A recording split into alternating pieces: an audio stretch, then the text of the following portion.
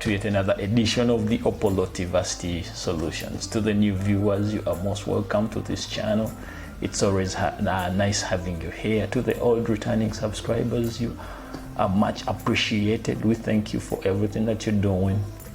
Keep subscribing, keep supporting this channel as we move forward. To the new viewers, kindly support us by subscribing, hitting that subscription button and hitting the notification bell so that we can always update you on the new latest uploads that we keep putting up. Should I say, man? Much love. And in this video, we're going to be looking at this unboxing the HP all-in-one PC. Let's dig in and see how it goes. We are going to be unboxing this all-in-one HP 200 G422. It's an all-in-one desktop machine that we need to unbox as we review, focusing on the capacity, what specifications are entailed in it, focusing on how it runs, what graphics, what softwares can be installed, what hardwares are installed on it, and other things, focusing on the hard drive size, the RAM chip, the RAM size, the RAM speed, how to troubleshoot any errors on the machine. So let's proceed without any further ado to unwrap. Starting right away after opening it, after removing it. Yes, this is how it appears on removing the top cover. So let's proceed by removing these other things that hold it. There is this small mini box. Let's see what is inside it. Oops. This is the one that has this is how it appears in the inside. It has a mouse, power cable, and then the power adapter. So we have, and also the documentation. This is its documentation, something that we shall look up at later. So let's proceed. Also in the inside, there is another small box. There is another small box which houses the keyboard. And if we proceed to open it up, this is how it's appearing. So it's a white keyboard, and also remember we've seen the mouse is also white. Let's proceed. So going on to unboxing, or rather removing the all-in-one desktop machine. So now removing this paper.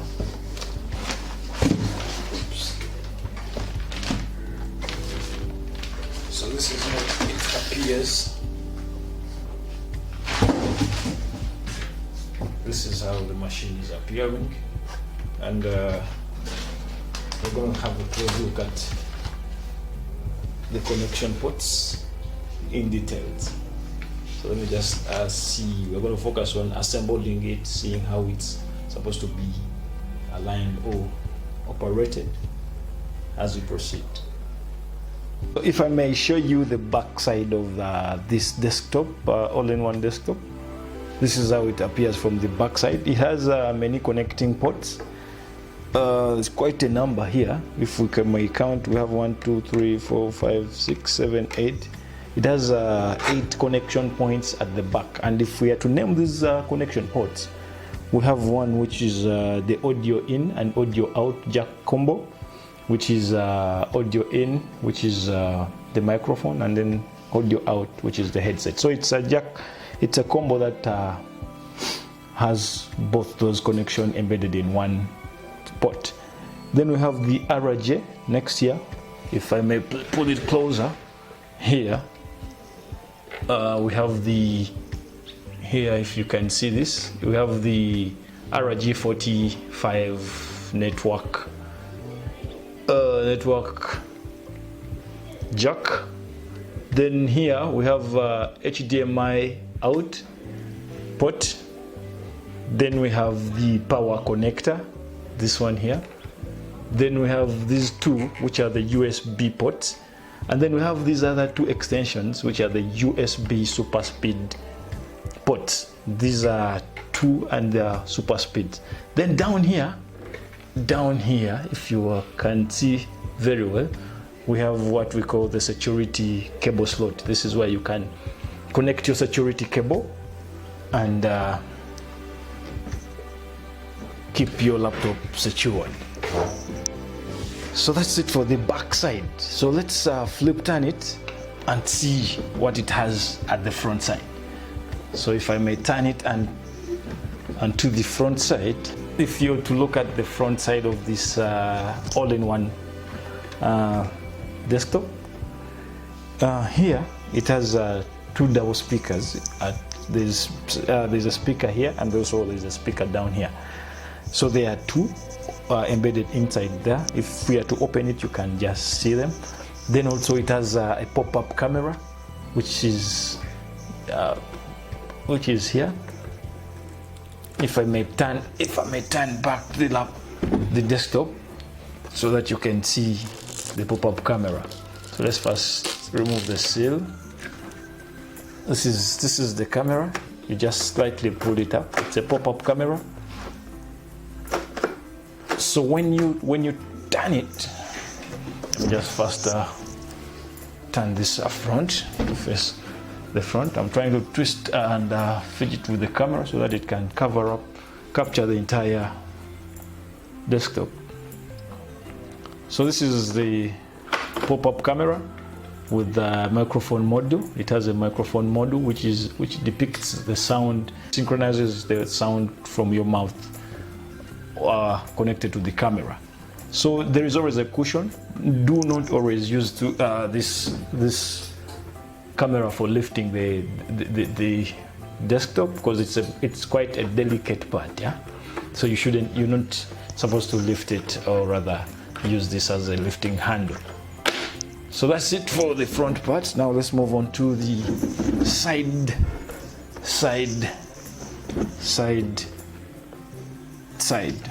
So other here we have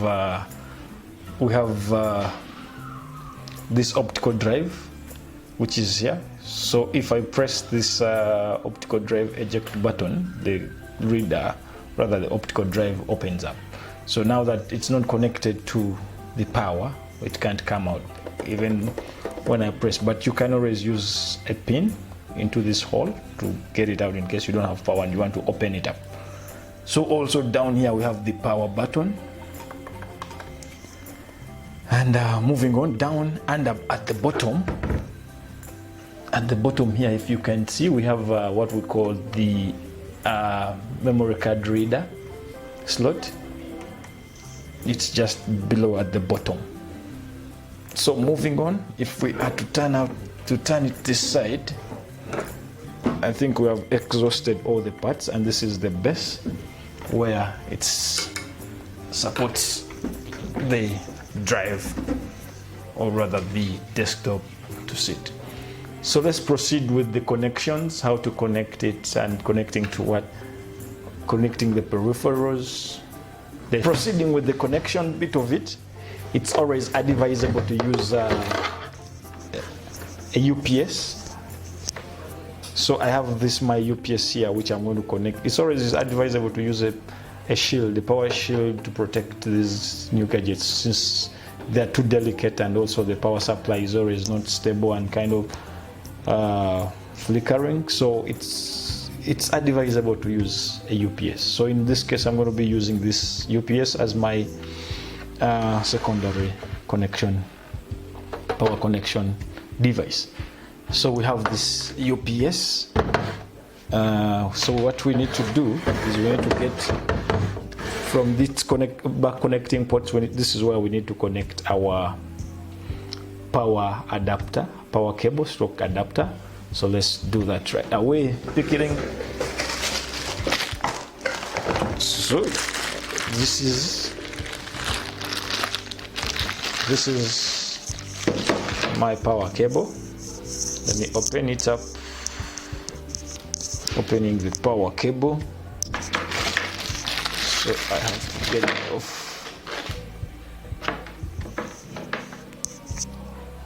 Connect the adapter to the power cable, and then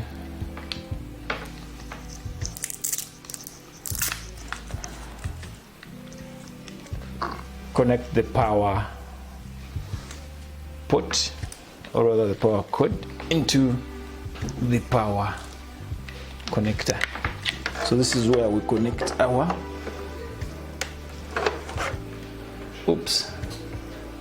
this is where we connect our power cable, and then this extreme end is the one that enters, or rather is the one that is connected to the UPS, just like this.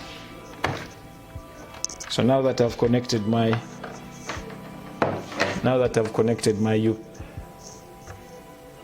power source, I need to connect the UPS to the power line. So we need also to get the keyboard and then the mouse as well. So let's connect the keyboard, which is here.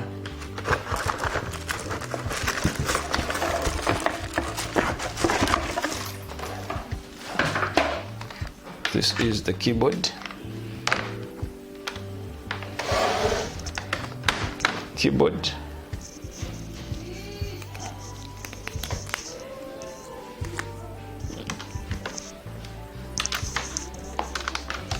Now you connect the keyboard to any of the USB ports, because it's a USB extended keyboard. So we can connect it just here in this USB port. Oops. What is remaining is the mouse. So let's get the mouse right away. Mouse, where are you?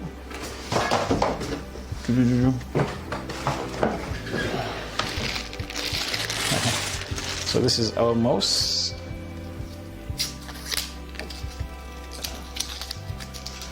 Connect the mouse onto the USB port, which is this one here. So exactly what we have now. What we are left with is how to have a good nice cable management, because this one looks to be a bit not neat. So what I can do is see how you can always fold them around and see that your desk is a bit neat. Oops, now let's look for the power source. Let's look for the power source and ensure that we power it up and see what's inside, see how it's running inside. Let's try powering it on and see. So powering it up brings us that HP logo. So looking at the time it spends to reboot, or rather to boot, it looks like it takes a little time. So that means that's a tick for number one. So let's try to enter inside and see the speed.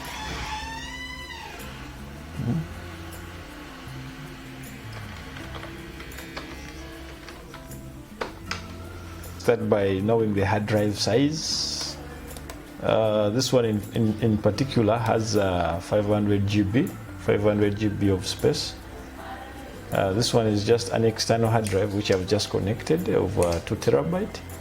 So let's try to check the system information.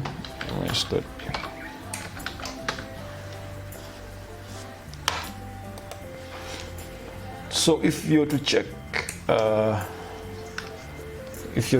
here, The operating system is Windows 10 Pro. The version is a 10 build, and if you to check system name, manufacturer is HP, of course. The system model HP 200G for 22 all-in-one PC.